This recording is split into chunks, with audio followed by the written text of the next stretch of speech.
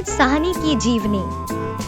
बलराज साहनी एक प्रसिद्ध भारतीय अभिनेता, लेखक और बुद्धिजीवी थे जिन्होंने भारतीय सिनेमा और साहित्य पर अपनी अमिट छाप छोड़ी।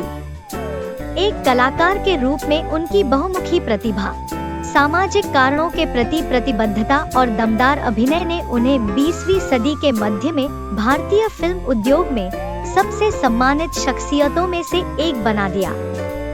बलराज साहनी का जन्म 1 मई 1913 को रावलपिंडी, पंजाब, ब्रिटिश भारत में युधिष्ठिर साहनी के रूप में हुआ था।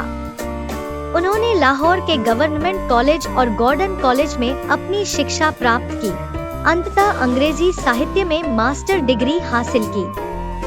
अपनी पढ़ाई पूरी करने के बाद साहनी कुछ समय के लिए रावलपिंडी में अपने पारिवारिक व्यवसाय में शामिल हो गए, इससे पहले कि वे एक ऐसी यात्रा पर निकल पड़े जिसने उनके करियर और जीवन दर्शन को आकार दिया।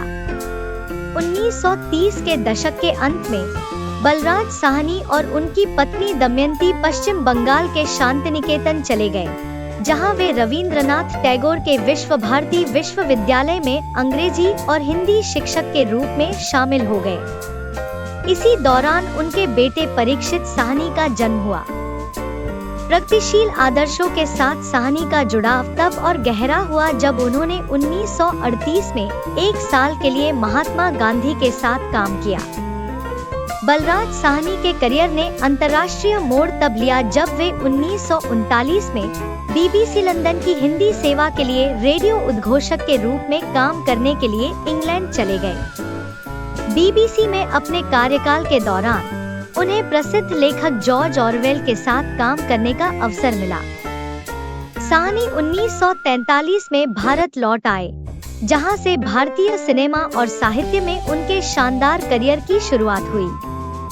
1947 में दुखद घटना घटी जब बलराज साहनी की पत्नी दमयंती का 26 वर्ष की कम उम्र में निधन हो गया।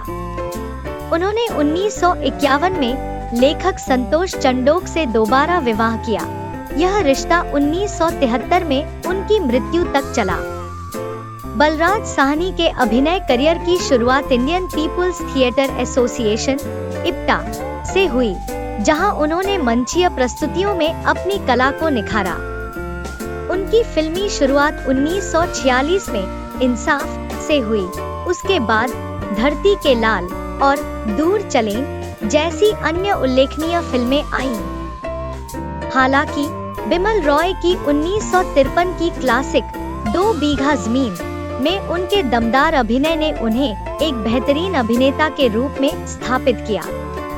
कान फिल्म फेस्टिवल में फिल्म की अंतर्राष्ट्रीय पहचान ने उनकी प्रतिष्ठा को और मजबूत किया।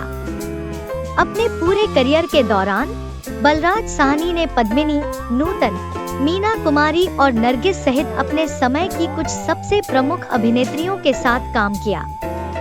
उन्होंने सामाजिक नाटकों से लेकर रोमांटिक फिल्मों तक विभिन्न शैलियों में अपनी बहुमुखी प्रतिभा का प्रदर्शन किया।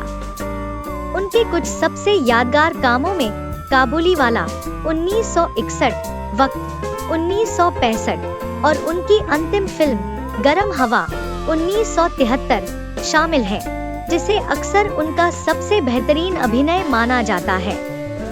अभिनय से परे बलराज साहनी एक प्रतिभाशाली लेखक थे, जिन्होंने शुरुआत में अंग्रेजी में लिखा और बाद में पंजाबी में लिखने लगे। उनकी साहित्यिक कृतियों में मेरा पाकिस्तानी सफरनामा और मेरा रूसी सफरनामा जैसे यात्रा वृत्तांत शामिल हैं, जिसके लिए उन्हें सोवियत लैंड नेहरू पुरस्कार मिला था। उन्होंने अपनी आत्मकथा मेरी फिल्मी आत्मकथा भी लिखी और विभिन्न कविताओं और लघु कथाओं के माध्यम से पंजाबी साहित्य में योगदान दिया। बलराज साहनी की रुचि सिनेमा और साहित्य के दायरे से परे थी। वे राजनीतिक रूप से जागरूक थे और उन्होंने अखिल भारतीय युवा संघ की स्थापना में महत्वपूर्ण भूमिका निभाई, जिसके वे पहले अध्यक्ष थे। सामाजिक कार्यों के प्रति उनकी प्रतिबद्धता 1950 के दशक में दिल्ली में वंचितों के लिए एक पुस्तकालय और अध्ययन केंद्र के उद्घाटन में स्पष्ट थी। उनके योगदान के लिए मान्यता 1969 में पद्मश्री पुरस्कार के रूप में मिली, जिसमें भारतीय सिनेमा और संस्कृति पर उनके महत्वपूर्ण प्रभाव को सम्मानित किया गया। बलराज साहनी के जीवन और करियर में कलात्मक उत्कृष्टता और सामाजिक चेतना का एक दुर्लभ संयोजन था। एक शिक्षक से लेकर बीबीसी उद्घोषक और अंततः भारत के सबसे सम्मानित अभिनेताओं और लेखकों में से एक बनने तक की उनकी यात्रा उनकी बहुमुखी प्रतिभा और अनुकूलनशीलता को दर्शाती है। बलराज साहनी की विरासत कलाकारों और बुद्धिजीवियों की पीढ़ियों को प्रेरित करती रहती है, जो हमें कला की शक्ति की याद दिलाती है, जो समाज को प्रतिबिंबित और आकार देती है। 13 अप्रैल 1973 को 59 वर्ष की आयु में उनकी असामयिक मृत्यु ने भारतीय सिनेमा में एक शून्य छोड़ दिया, लेकिन उनके योगदान ने यह सुनिश्चित किया कि वे भारतीय सांस्कृतिक इतिहास के इतिहास में एक अविस्मरणीय व्यक्ति बने रहें।